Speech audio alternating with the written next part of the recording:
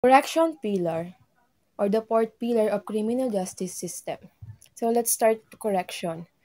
Correction, a branch of the criminal justice system concerned with the custody, supervision, and rehabilitation of criminal offenders. So under dito sa correction na to, dito dinadala yung mga taong nahatulan noon na bigyan na ng sentence ng korte o ng judge. So under sa correction, meron tatlong sakop o mga institution yung correction. Ito ay which is Bureau of Correction, Bureau of Jail Management and Penology, Department of Social Welfare and Development. So, hunayin natin sa Bureau of Correction. Sino yung mga under dito? Sila yung mga tatanggap sa mga kriminal na may parusang pagkakakulong ng 3 years and 1 day above. While sa Bureau of Jail Management and Penology, kung saan alam natin ay BJMP, sila naman ang tatanggap sa mga akusadong ongoing ang trial. Naghihintay ng pasyat ang mga kriminal na may parusang pagkakakulong ng 3 years and below. While sa Department of Social Welfare and Development or mas kilala bilang DSWD, sila naman ang nangangasiwa sa mga youth offender. So dito yung mga minor pa na hindi pa pwedeng makulong na which is parang nag-commit ng crime. By the way, under correction pala, instead calling those prisoners a convict or criminal, they call it instead PDL or which is person deprived of liberty. Magtungo naman tayo sa 4 important theories and corrections. Ano nga ba itong 4 na theories sa correction na kailangan i-follow? Ito yung classical theory, neoclassical theory, positivist theory, and eclectic theory or the mixed theory. Classical theory. Classical theory states that men have absolute free will to choose between good and evil. So they are liable for the consequences of their acts. This is also known as free will theory which was established by Cesar Beccaria. So, sa classical theory, ang tao daw ay ginawang sangkrimen dahil sa kanyang free will. Or in simpler words, dahil ginusto niyang gumawa ng krimen. Pinili niyang gawin ang krimen na yon. Parang dito meron siyang rational thinking. So, parang sinasabi ni Cesar Beccaria, ang isang tao daw ay inisip daw niya or parang nasa tamang pag-iisip siya at ginusto niyang gawin yung krimen na yon.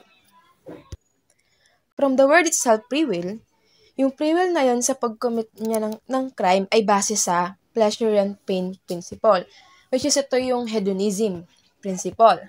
So, dito naman, yung tao daw ay nag-commit daw ng crime dahil sa pleasure na makukuha niya. Well, yung pain na makukuha niya naman, ito yung consequences. So, ito yung punishment na makukuha niya sa after niyang makommit yung crime na yon. So, dahil dito daw rin, nag-commit daw ng crime ang isang tao dahil mas higit daw yung makukuha daw niyang pleasure than the pain na makukuha niya. Ng theory na ito na ang batas ay nararapat lang na ipatupad o nararapat lang na mag-exist dahil sa principle of utility o yung utilitarianism. The concept was founded by Jeremy Bentham.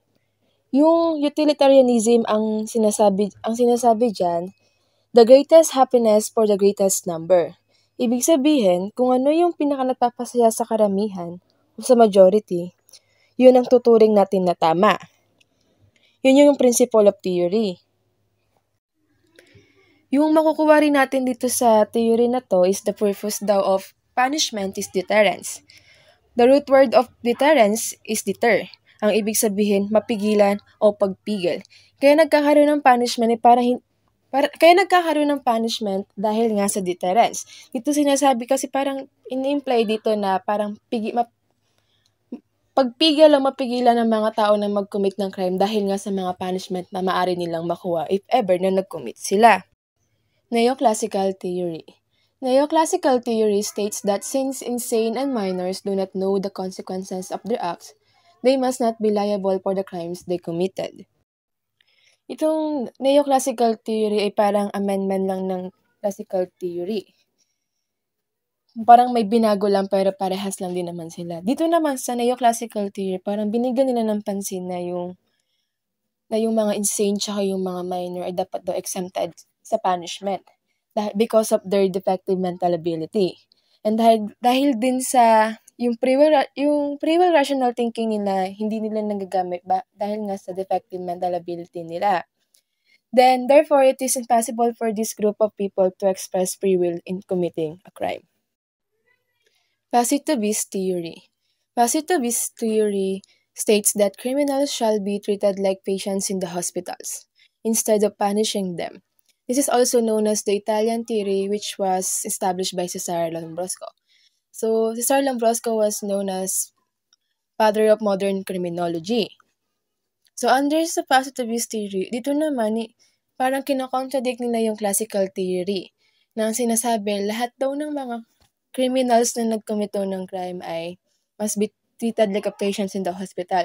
Like, parang tinitingnan nila dito yung behavior ng isang tao daw ay parang may illness equals illness. Hindi naman daw kasi lahat daw ng criminal or nag-commit ng krimen ay masama na. Dahil parang may mga certain factors lang na nagpupush o nagtitrigger sa kanila na gawin itong bagay na ito o mag-commit ng isang krimen. Sa theory nito, ginamitan nito ng scientific approach. While yung kaila Cesar Beccaria, which is the classical theory, dito yung basis nila ginagamitan nila ng philosophical approach naman yung sa classical theory. And ito yung malito lang between Cesar Beccaria ng classical theory and Cesare Lombroso ng positivist theory. Si Cesare Beccaria is known as father of criminology, while si Cesare Lombroso naman known as father of modern criminology. Para hindi lang malito kasi para silang may Cesar na name. Additional information lang under sa positivist theory, si Cesare Lombroso, Enrico Ferri, and Rafael Garofalo, sila yung kinikilalang positivist trio or the Holy Trio of Criminology or advocates of positivist school. The last theory, eclectic theory or mixed theory. Eclectic theory is the combination of beneficial aspects of classical, neoclassical, and positivist theory, which what we have at present. So, under naman sa eclectic theory or also mixed theory, dito daw, yung kumbaga yung classical theory, neoclassical, tsaka yung positivist theory, ito yung mga pinagsama-sama ng tatlo. Na parang kinombine sila at ito rin yung meron tayo ngayon. Parang halimbawa na, kung tingnan natin sa justice system natin, parang lumabas yung mga minor tsaka yung mga insane, which is under sila sa neoclassical theory, parang exempted din sila sa batas or parang binibigyan na sila ng parang konsiderasyon ng korte. And dito naman sa classical theory, parang dito yung may punishment tayo, parang ini-implement pa rin nila yung mga punishment sa mga crimes na committed para mapigilan or parang pagpigil sa mga tao na mag-commit dahil nga may mga consequences sa kapalit every actions they have made. Or ito yung parang mga batas. And dito naman sa positivist, dito yung parang kapag merong isa parang insane dahil nga sa nagawa niyang crime, parang dito ginagamot. So the minors who committed the crime, hindi pa sila nasa tamang edad nila para nga maikulong or parang mailitis. Instead, parang pinupunta sila or ang nag-supervise sa kanila ay ang DSWD. Parang sa kanila muna binibigay dahil nga minor pa at hindi pa pwedeng kasuhan. Ito yung laging common tanong sa correction pillar. So, why is correction is tagged as the weakest pillar of the criminal justice system? So, according to TIMPAC 2019, correction is the weakest pillar of the criminal justice system because of its failure to reform and rehabilitate offenders and prevent them from returning to a criminal life. It is the purpose of correction to reform and rehabilitate offenders. In other words, correction is the weakest pillar of the criminal justice system because of its failure to fulfill its purposes. Sa correction pillar kasi or correction, meron silang mga program sa loob ng kulungan para sa mga person deprived of liberty. Parang ginagawa nila to sa loob ng kulungan. Ito yung education program, religious program, and medical program. Ilan lang sa mga programa ng mga correction pillar yan. Pero dahil kahit sa meron silang mga program, hindi pa rin nila mapabago ang isang persons or individuals with prior justice system involvement na mag-stop na sa pag-commit ng crime. Kumbaga lahat ng parang yung mga taong natapos niya na yung kanyang sentence sa loob ng kulungan. parang bumabalik pa rin sila to commit a crime. Na yun yung parang, dahil nga may mga program naman sa loob ng SELDA, yung parang hindi siya na-apply o napapractice sa mga persons or individuals with prior justice system involvement. Which is parang, kaya siya natatag na weakest pillar. Yung parang, hindi na i-apply o hindi na, they failed to fulfill its purpose. Ano bang purpose ng correction? Purpose nila is to parang mapabago ang isang tao na hindi na gumawa sa kanyang gawain, no? Hindi na gumawa ng krimen after niyang maserve ang kanyang sentence sa loob ng kulungan. Another question. If the purpose of correction is to reform and rehabilitate offenders, why is it that death penalty was once imposed? The penalty of death was once imposed to serve as a deterrent factor for persons who would commit violent crimes, and as a retribution for those who shock the community because of the crime that they committed. By the exercise of police power, the state may take the life of a person if that person prove himself to be a dangerous member of the society. Bakit nga daw once na... So, yung question kasi daw, bakit daw yung death penalty na impose daw nung dati? Once nga. Dahil nga parang inimpose na nito para nga dahil nga sa deterrent. Or parang, ano nga bang ibig sabihin ng deterrent? Ito yung pagpigil o pigilan ng isang tao na gumawa ng krimen. Itong ginagawa lang naman lang yung death penalty na to, or parang ina-apply lang naman nila dati ito sa isang tao. Ito yung parang sinabi nga dito na, if that person proves himself to be a dangerous member of the society. Kumbaga itong tao na to yung krimen na ginawa niya, yung parang talagang very na siya sa yung parang very maraming tao na yung parang niya. Kumbaga itong tao na ito yung parang yung crime na ginawa niya very heinous na. Or parang very heinous na sa isang society to the point na maraming tao na yung involved or nadadamay dahil sa crime na ginawa niya. And also parang itong kasing death penalty, parang panakot lang din siya sa mga tao na if ever you do something or a heinous crime or very dangerous to the society na crime, parang death penalty na yung parang punishment for you. I'm Glorylyn O. Reyes. Police power of the state. Police power is the inherent power of the state to enact laws and regulation in relation to persons and property as may promote public health, public morals, public safety, and the general welfare and convenience of the people. In other words, police power is the power of the state to regulate the conduct of its citizens for common good. Police power is isa sa tatlong topic na meron yung inherent power of the state. Inherent kasi natural or likas sa estado na magkaroon nito. Police power, ito is nagsisilbing pagprotekta or pagpaprotekta sa atin or sa community natin na pwede mag-threat or mag-harm, i-harm our health, safety, morals, and welfare of the general public. Ibig sabihin, ang police power, ang kapangyarihan ng state na limitahan or i-regulate ang liberty ng freedom ng isang individual o isang tao for the promotion of the government welfare. Dahil base ito sa principle and legal maxim na salus populi est suprema lex. Ibig sabihin, the welfare of the people is the supreme law. This power is experienced by the state through the national legislature or our Congress nga. Importante na malaman natin na any other government power, police power is also subject of restriction and constitutional limitations. Ibig sabihin nito is a Congress shall not pass a law if it violates the due process and equal protection clauses. Bigay tayo ng very easy example of police power. May pinasarang bar or casino na malapit sa school. That is police power. Next is classifications of corrections. We have two classifications of correction. First is institutional correction and non-institutional correction. Correction, ibig sabihin is kino-correct natin yung people or yung taon na nakagawa ng krimen.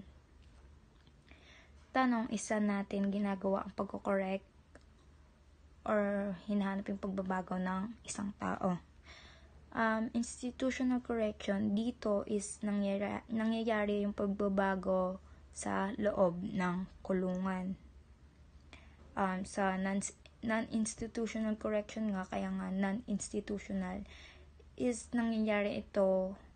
nangyayari yung pagbabago sa labas ng kulungan or sa community sa pamamagitan ng community-based rehabilitation program like provision, pardon, parole. Yung provision, pardon, parole is sa community yon, sa labas ng institution nga. 3 aims of correctional reform. First, to provide judge with more options to deal with the offender through the use of provision, day fines, commitment to community treatment centers, pre-trial release, and other measures short of imprisonment.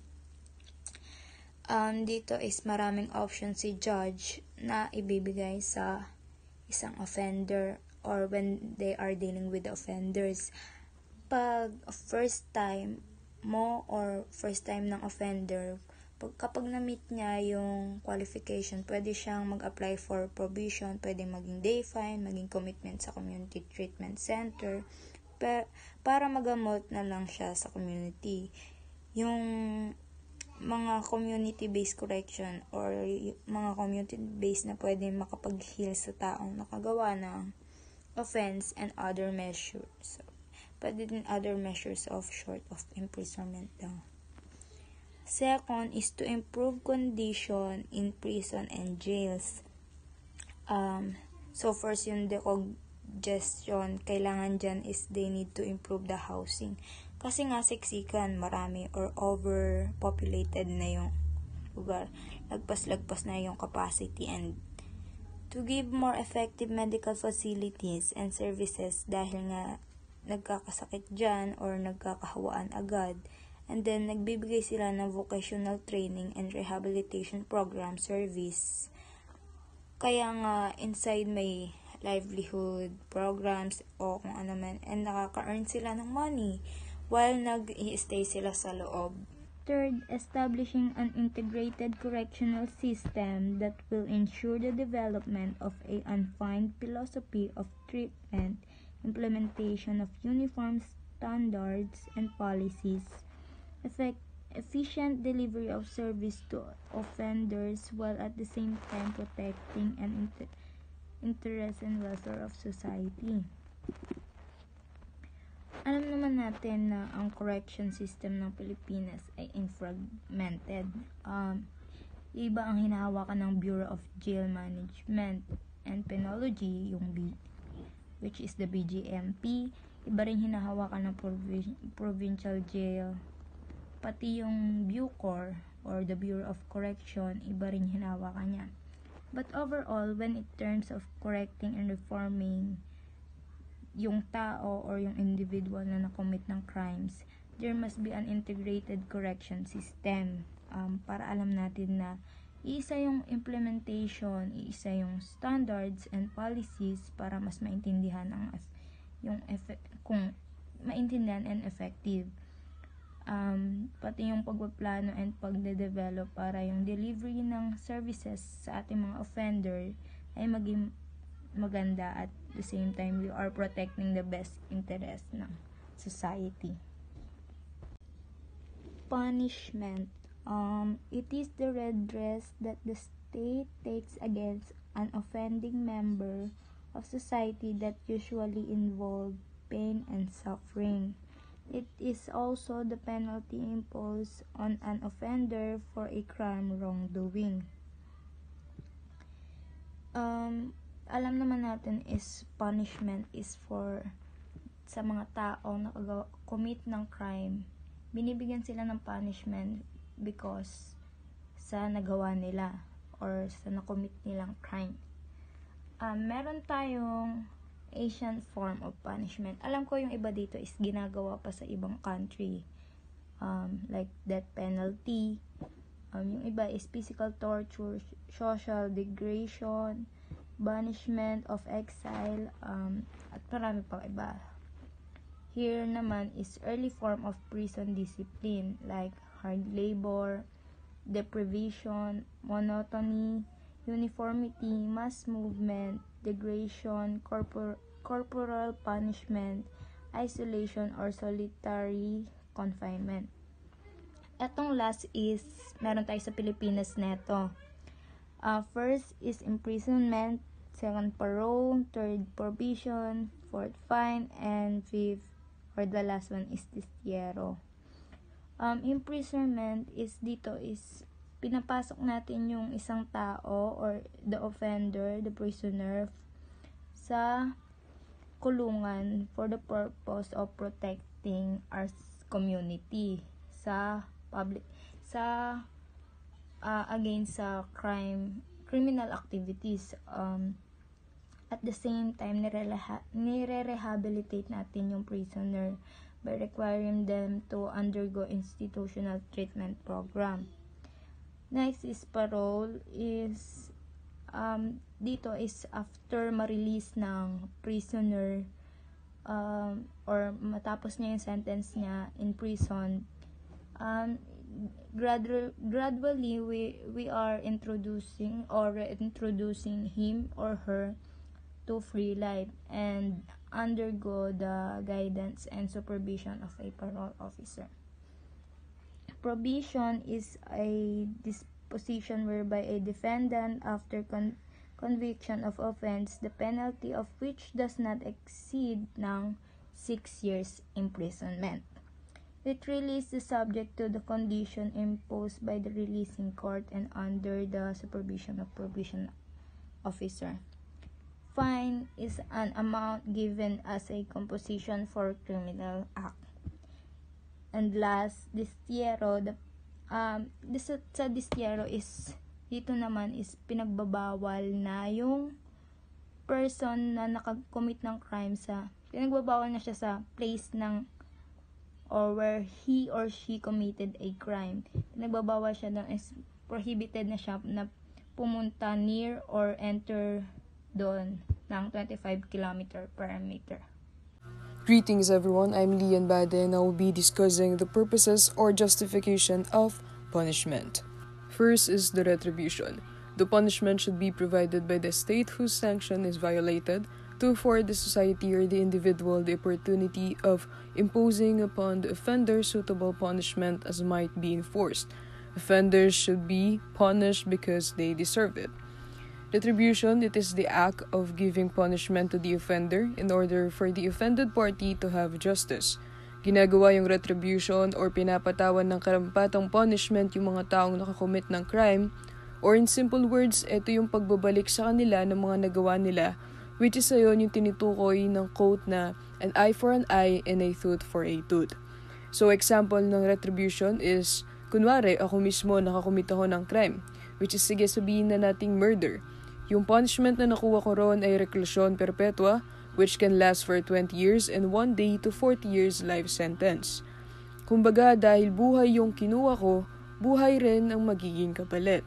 So far, wala tayong death penalty dito sa Pilipinas, kaya hindi pa siya option and retribution for bigger cases. Although may mga instances na may exemption na binibigay ang retribution, such as sa mga minor and insane offenders, which was tackled earlier in neoclassical theory. Second is expiation or atonement. It is a punishment in the form of group vengeance where the purpose is to appease the offended public or group. Expiation or atonement, it is an act committed by a member of a family against another member of the family group or vice versa. Kumbaga, it is one of an act of revenge pero mas personal siya. For example, the family of Ray committed a crime to the family of Kai, and one of the family members of Mr. Kai got killed. Kumbaga, there will be no case or hindi na magsasampahan ng kaso. Ang mangyayari na lang noon ay magkakaroon sila ng personal vengeance, which is magagantihan sila ng patayan on both parties. Third is deterrence. The punishment gives lessons to offender by showing to others what would happen to them if they violate the law. Punishment is imposed to warn potential offenders that they can afford to do what the offender has done. Deterrence. Ang main point ng deterrence is to give punishment but as well as lesson not only to the offender but also to the community, which can influence other person's mind na hindi na nila gawin kung anumang nakumit ng taong nakita nilang napatawan ng parusa. For example, one day, sa sobrang gipit ko, natempt akong mag-shoplift. Pero bago pa magawa yon, may nakasabay na ako or naunang nag-shoplift sa akin and nahuli siya. At dahil nakita ko kung anong consequence or punishment ang matatanggap ko, nagkaroon na ako ng gut feeling na hindi ko na ituloy ang pag-shoplift. Incapacitation and protection. The public is protected if the offender has been held in conditions where he cannot harm others, especially the public. Punishment is affected by placing offenders in prison so that society is ensured from further criminal depredation of criminals.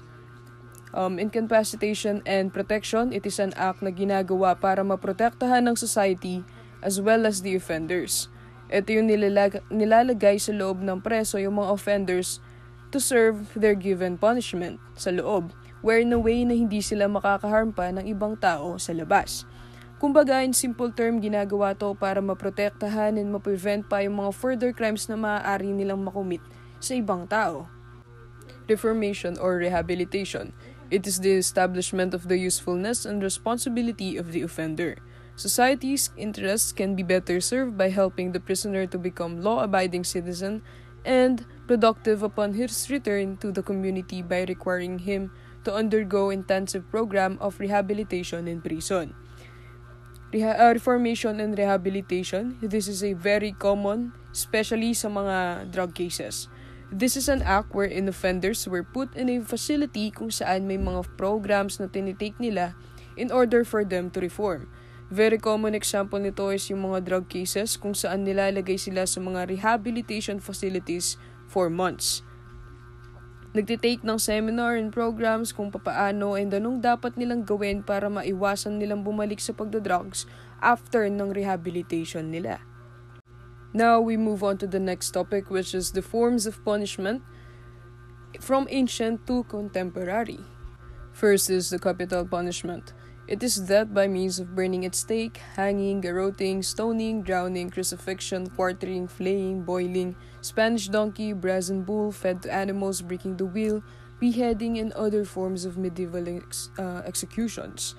Capital punishment. Capital punishment was given sa mga murder, treason, arson, and rape cases during the Greek ancient times. Yun nga nasabi na merong hanging, which is yung bigte, and drowning, yung paglunod sa mga tao. Ayun yung mga other examples wherein yun yung ginagawa sa mga capital punishment para sa mga nasabing cases na nabanggit ko kanina. Corporal punishment is those physical torture by means of mutilation, whipping, or flogging, stocks, furka, stoning, and branding. Corporal punishment is the act of inflicting physical pain, or in other words, physically kang sasaktan kapalit ng crime na nakumit mo. It includes mutilation, which is yung pagtatanggal ng limb, as well as yung blinding, which is yung pagdukot ng mata mo. Pillory. A prisoner in a standing position with the head and hands locked in place. Both devices expose the prisoner to public scorn, and while confined in place, prisoners were frequently pelted with eggs and rotten food in England. They abolished the pillory during 1834. Pillory, isa itong punishment noon sa England na ang gamit nila ay wood and metal, kung saan magiging poste yung metal at iipit nila yung ulo at kamay mo sa dalawang pinaghating wood. Ilang oras ka din nandun before ka makulong, and it's really painful and humiliating. And sometimes people were killed because public yun, and yung ibang crowd is pwedeng maging violent, kaya minsan may nambabato ng kung ano-ano like stones, bricks, and other dangerous objects. Flogging or whipping. Flogging or whipping has been the most common physical punishment through the ages. The Mosaic Code, for example, authorized flogging, and the Roman law specified flogging as a punishment for certain forms of theft. It is common in England during the Middle Ages as chastisement for a wide variety of crimes. The women were flogged in private, while men were whipped publicly. The construction of flag whips, from simple leather straps or willow branches to heavy, complicated instrument designed to inflict a maximum of pain.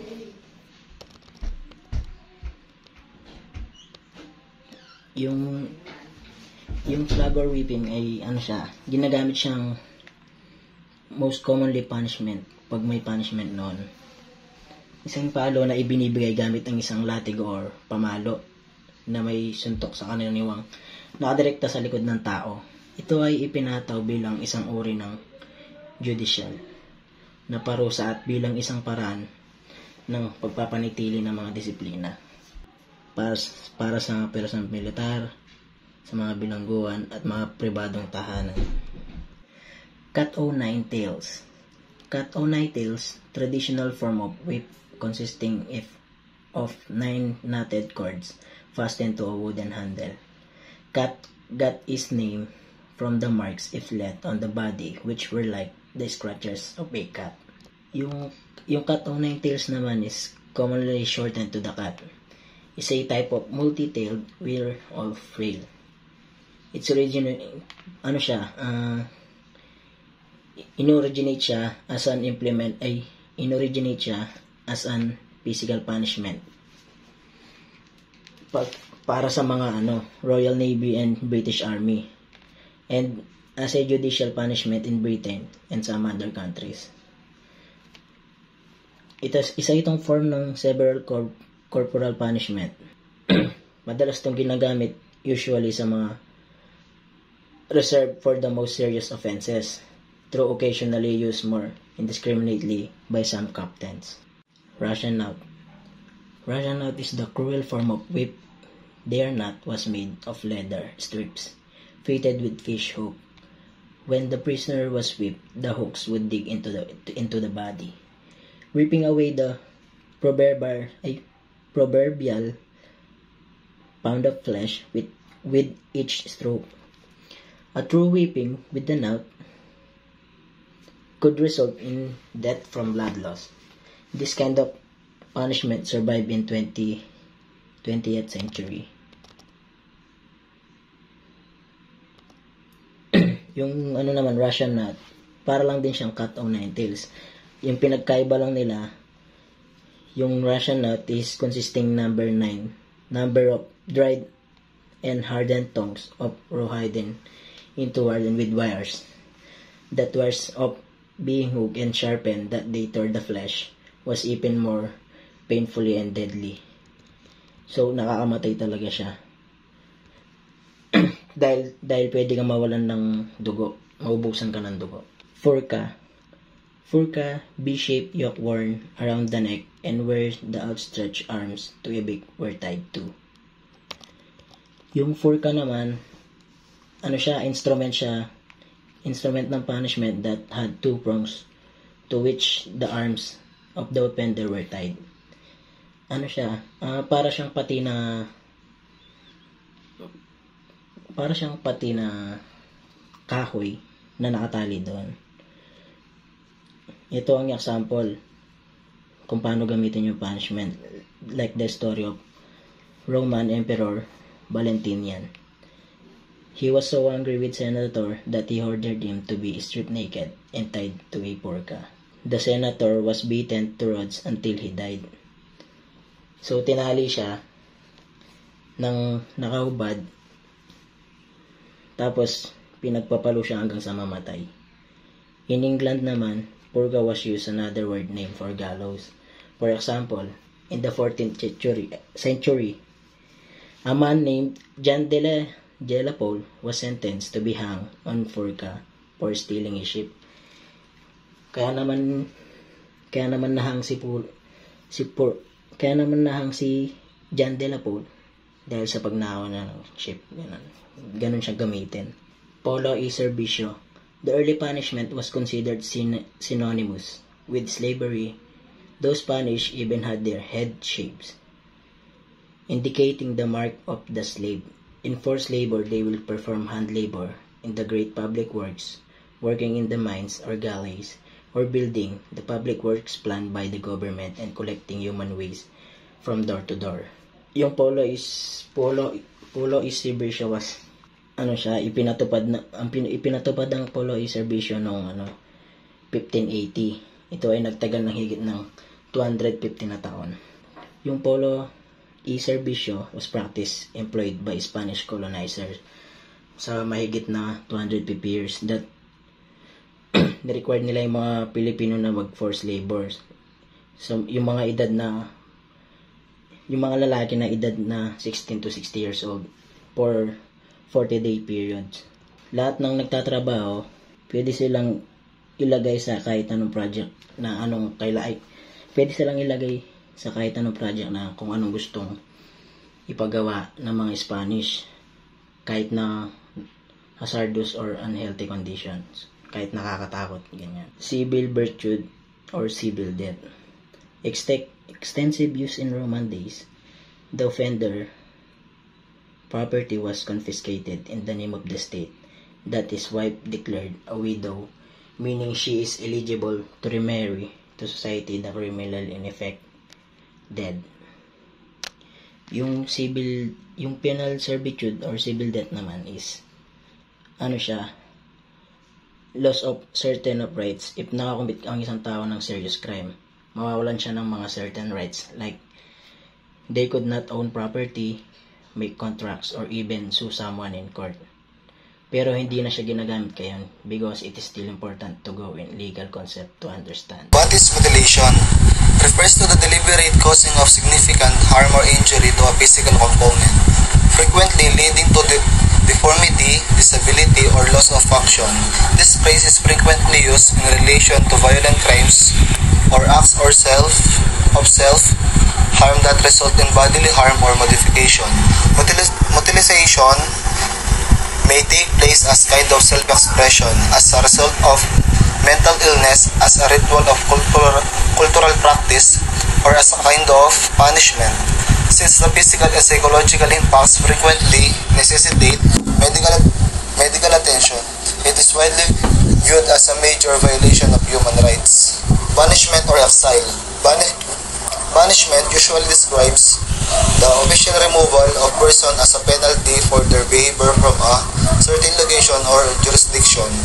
It is typically enforced by governing body or legal system, and frequently carries a command that authoritative or legitimate, depending on the seriousness of the offense and the true roles of the ruling body. Exile can be either temporary or permanent.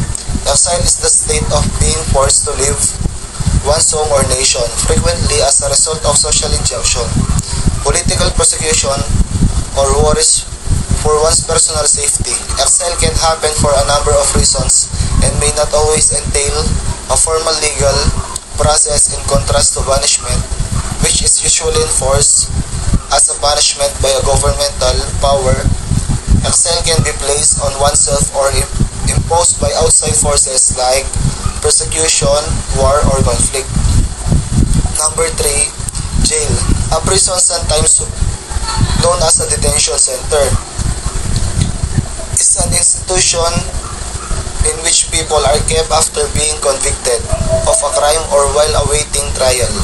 It serves numerous functions, including punishment for misbehavior, societal protection by removing dangerous individuals, rehabilitation through programs and treatment, and prevention to future offenses. Inmates are often held in cells, have limited freedom, and must follow rules and restrictions imposed by prison authorities. For nature of jails and prisons, correctional facilities are typically assumed to be exclusive to jail and prisons in the Philippines. This is true because the most popular approach to dealing with criminals in our criminal justice system is imprisonment. In fact, aside from some circumstances where a punishment of merely civil culpability may be imposed. It is frequently the only choice available to judge when it comes to punishing guilty offenders. Two kinds of jail. Number 5. Provincial jail system was first established in 1910 under the American regime, supervised and controlled by the provincial government and headed by the provincial jail warden. Additional lang po daw sa kalaman sa mga provincial jail. Provincial prisoner, one who sentenced to a prison term of 6 months and 1 day to 3 years. Tapos ma'am doon sa city prison, who is sentenced to a prison term of 1 day to 3 years. It's a facility or a place of confinement for inmates coming from a city or class 3rd municipalities who are waiting or undergoing trial or serving sentence for 1 day to 3 years. Tapos po doon sa prison ma'am, doon sa last PPT na ginawa ko ma'am yung prisons, the Old Bilibid Prison is known at present as the Manila City Jail. The Manila government swap is property located at Muntinlupa to the Old Bilibid Prison, which was owned by the national government.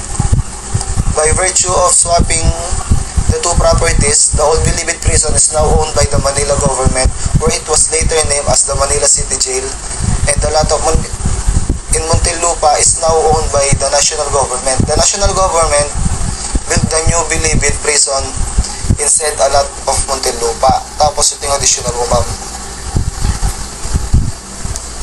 Yung pagkakaintindi ko ma'am, ang Bilibid Prison ay kilala sa kasalukuyang bilang Manila City Jail. Pinagpalit ng pamamahalang Manila ang ari-arian na matatagpuan sa Muntinlupa sa Bilibid Prison na pagmamayari na pa sa pamahalan. Yung ma'am, yung dating Bilibid Prison doon ma'am may kasalukuyang ma'am bilang sa City Jail. Tapos ma'am pinagpalit nila sa sa Maynila, tapos pinalitan yung pangalan ng Old Bilibid Prison ng ma'am, Manila City Jail ma'am. Tapos po yung may mga example po ng picture na magkita doon sa PPT ma'am. Paano na lang po kapag tinignan nyo po yung ginawa namin report ma'am. Thank you po.